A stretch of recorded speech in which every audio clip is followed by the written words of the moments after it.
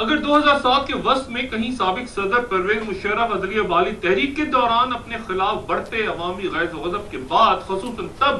جب ان کی جانب سے اختیار کی جاتی ہر حکمت عملی نئے بحرانوں کو جنم دیتی، ان کی مزید ہزیمتوں کا سبب بن رہی تھی، اگر وہ انتہائی باوقار انداز میں معزول چیف جسٹس افتخار چودھری کو ان کے عہدے پہ باعزت انداز میں بحال کر کے اپنے عہدے سے خود مستعفی ہو جاتے تو شاید پھر تاریخ کسی اور انداز میں رقم ہوتی۔ ان کے اقتدار کے آخری 2 سالوں کا شمار شاید اس ملک کی سیاسی تاریخ کے بدترین ادوار میں یوں ہوگا کہ انہوں نے صرف اگلے 5 سال تک خود کو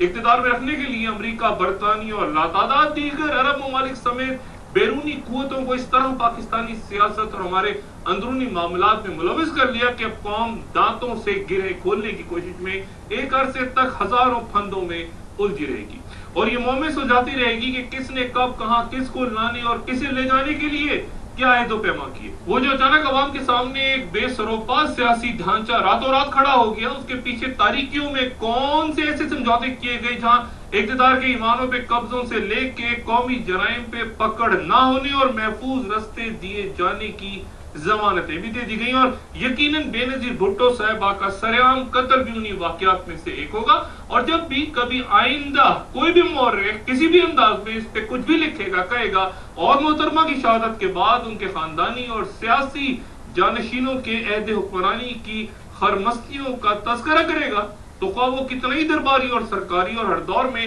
حکمرانوں کے قصیدے پڑھنے میں کتنی مہارت کیوں نہ رکھتا ہو، اسے ایک انتہائی سادہ سوال کا جواب دینا دشوار ہوگا کہ کیا اقتدار کے لیے محترمہ کے لہو کا سودا نہیں کر لیا گیا؟ کبھی اعلان ہوتا ہے کہ ایوان صدر میں جی بھٹو کا نعرہ لگا کے بے نظیر بھٹو کے قتل کا بدلہ لے لیا گیا، اس لیے قصہ ختم۔ کبھی یہ بیان سامنے آتا ہے کہ قاتلوں کے ناموں تک کا علم ہے، کبھی یہ انکشاف ہوتا ہے کہ قاتلوں کو نہیں ان کی سوچ کو ختم کرنا ہے، اور کبھی یہ اعلان کہ ریوالور کا ٹریگر دبانے والے کو نہیں بلکہ اس کے پیچھے موجود کرداروں تک پہنچنا مقصود ہے۔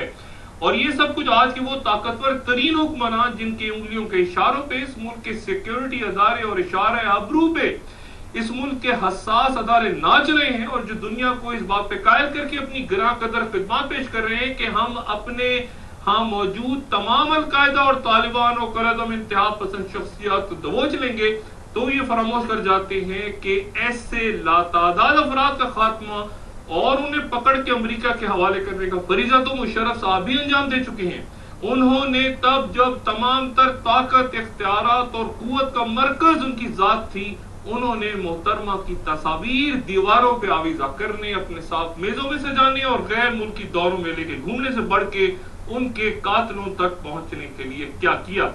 یہ لیاقت علی خان کیس نہیں کہ کردار ہی زندہ نہ ہو، نہ ہی ضیاء الحق تیارہ کیس کے طیارے کے فضا میں تباہ ہو جانے پر مختلف آراء اور پھر فوج کے اندر سے سازش کے فائیں اور امریکی منصوبہ بندی وغیرہ وغیرہ۔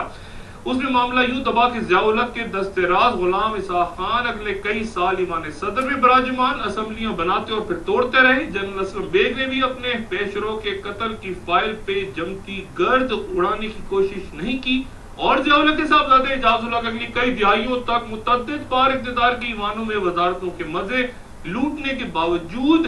صرف ہر سال فیصل مسجد میں اپنی والد کی برسی بھرپور عقیدت و احترام سے منائے جانے سے آگے نہ بڑھ سکے۔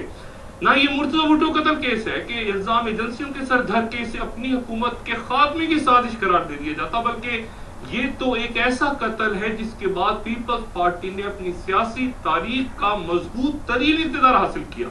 اسے ہر طرح انجوائے بھی کر رہی ہے۔ تو پھر کیا آئندہ کبھی حکومت کے خاتمے کے بعد آج کے حکمراں ہوش ربا انکشافات سے پردہ اٹھا کے اس پر اپنی آئندہ سیاست کریں گے؟ یہ تمام تذکرہ آج کیوں ضروری تصور ہوا کہ کسی اقوام متحدہ کی تفتیشی ٹیم کے آنے کی اطلاعات ہیں، اور خدا جانے کیوں وہ حقائق ذہن میں آ رہی ہے کہ بچھوؤں کی قطار وی آئی پی لاؤنج سے گزر رہی تھی، کوئی بچھو اپنی مونچھوں کو تاؤ دے رہا تھا، کوئی اپنے پیٹ پر ہاتھ پھیر رہا تھا، کوئی ڈکار مار رہا تھا کہ اچانک کسی نے ایک بچھو سے سوال کیا کہ جناب یہاں بچھوؤں کا سردار کون ہے؟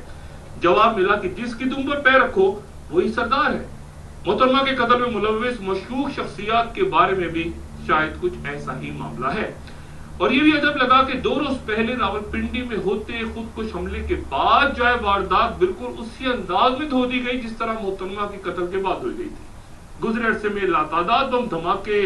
خودکش حملے ہوئے ہیں، لیکن یہ اقدام اس طرح پہلے کبھی نہیں اٹھایا گیا۔ کیا اقوام متحدہ والوں کو یہ تاثر دینا تو مقصود نہیں کہ ہمارے یہاں اسی طرح جائے وقوع کو دھونا کوئی انہونی بات نہیں، معمول کی بات ہوا کرتی ہے؟ یقیناً وہ تمام اہم سرکاری عہدیدار جو مشرف دور میں محترمہ کے قتل کے وقت کی طرح آج بھی اپنے عہدوں پہ موجود ہیں، اس کی وضاحت ظاہر ہے اسے طلب تو کوئی نہیں کر سکتا، اگر مناسب سمجھیں تو عوام کو دے دیں، ورنہ تو جیسا کہ پہلے عرض کیا یہاں تو سبھی سردار ہیں،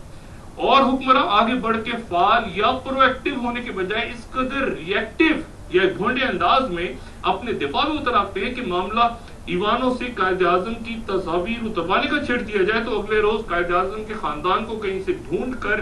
میڈیا کے سامنے لا کے انہیں سرکاری خزانے سے عوام کے پیسوں سے ہی نواز کے پھر ان کے لبوں سے حکمرانوں کی تعریفیں کروائی جاتی ہیں، اور وہاں پر بھی یہ تنازع کھڑا ہو جاتا ہے بدقسمتی کے ساتھ کہ یہ سرکاری اعلان کے مطابق قائد اعظم کے پڑپوتے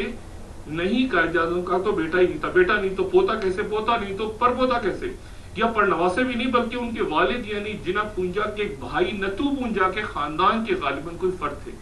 جناح پونجا کے دوسرے بھائی یعنی والجی پونجا کے ایک بیٹے حیات اور کراچی میں کھارا گھر میں رہتے ہیں، جبکہ قائد اعظم کی صرف ایک بیٹی یعنی دینا وادیا ممبئی میں اپنے دو بیٹوں جے وادیا اور نیس وادیا کے ساتھ قیام پذیر ہے۔ اس دلیل میں وزن تصور ہو سکتا ہے کہ چونکہ مسائل کا ایک انبار ہے اور گزری حکومت اپنے پیچھے وہ کچھ چھوڑ گئی ہے، موجودہ حکمراں جس سے نبرد آزما ہونے کی کوشش کر رہے ہیں، اور عوام جب بے روزگاری، غربت، افلاس کی حدود سے کہیں نیچے گر کے اعتدال سے بڑھ کے خودکشیوں کے راستے پہ جا نکلے ہیں، بجلی کا بحران، پیٹرول، گیس، روزمرہ اشیاء کی قیمتیں، اندرونی اور بیرونی محاذوں میں بے شمار تنازعات، دہشت گردی، بم دھماکے، عوام اور سیکیورٹی اہلکاروں کی جانوں کا ضیاع، تو عوام کو صبر و تحمل کے ساتھ اپنے حکمرانوں کے شانہ بشانہ کھڑے ہو کے ہمیشہ کی طرح مزید قربانیوں کے لیے تیار رہنا چاہیے، لیکن اس دلیل کے لیے شانہ بشانہ نہ صحیح کہیں آس پاس اپنے عوام کے آس پاس ہونا تو ضروری ہوا کرتا ہے۔ ہم جو پہلے آئی ایم ایف سے 7 ارب ڈالرز کا قرضہ لے کے اب مزید 4 ارب ڈالر لینے کی خوشخبریاں سنا رہے ہیں، پہلے قرض کی شرائط پوری کرتے عوام کے سر پہ بجلی اور پیٹرول بم سمیت تمام تر پہاڑ گرا چکے ہیں، اب کیا خبر سن رہے ہیں؟ گیلانی صاحب نے وفاقی کابینہ میں رد و بدل کے لیے زرداری صاحب سے مشورہ کیا ہے۔ اس وقت وفاقی سطح پہ تاریخ کی سب سے بڑی جہازی سائز کابینہ اور ڈیویژنز یعنی 44 وزارتیں 44 اور 46 ڈیویژنز عوام کی شب و روز خدمت پر مامور ہیں،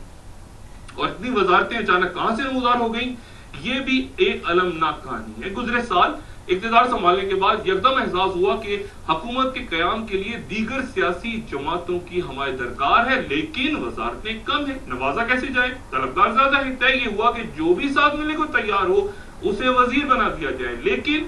مسئلہ وہی کہ وزارتیں کہاں سے لائی جاتی؟ چنانچہ فیصلہ ہوا کہ وزارت خزانہ جہاں سے بھی ہو 3 نئی وزارتوں کے قیام کے لیے کہیں سے بھی 60 ملین روپے کا انتظام کرے، کیونکہ ظاہر بجٹ میں نہ تو ان وزارتوں کا وجود تھا اور نہ ہی ان کے لیے کوئی فنڈ۔ چنانچہ قرض کی رقم سے، جی ہاں قرض کی رقم سے 3 الگ وزارتیں قائم کر دی گئیں۔ یہ ڈیویژنز پہلے مختلف وزارتوں کے تحت کام کر رہے تھے، ان کا کام چل رہا تھا، لیکن الگ وزارتیں بنا کے نئے وزراء ملک لال خان، ہمایوں کور، اسرار زیری وغیرہ کو یہ وزارتیں دے دی گئی۔ کون سی وزارتیں؟ اسپیشل انیشیٹیوز، جی ہاں وزارتیں اسپیشل انیشیٹیوز۔ دوسری پوسٹل سروسز، جی ہاں ڈاک خانے کی وزارت، اور تیسری لائیو اسٹاک۔ پہلے ان تینوں وزارتوں کے بغیر بھی ملک چل رہا تھا اور پچھلے بجٹ میں ان کا وجود ہی نہیں تھا، نہ ہی رقم تھی، جیسے کہ پہلے بیان کیا، لیکن اب اس سال یہ 3 نئی وزارتیں چونکہ پیدا کر دی گئیں، اس لیے ان کے لیے 6 ارب روپیہ جس میں بڑی رقم قرض کی ہے وہ بھی مختص کر دیا گیا ہے، 6 ارب روپیہ۔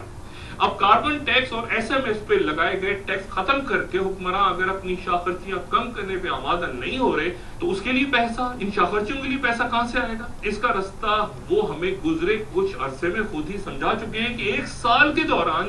موجودہ حکومت نے 2.5 ارب ڈالرز کے ایسے اخراجات کیے جن کی منظوری یا وجود پچھلے بجٹ میں تھا ہی نہیں، کیونکہ یہ سب کچھ حکومت نے مقامی یا غیر ملکی قرضوں پر لے کے خرچ کیا۔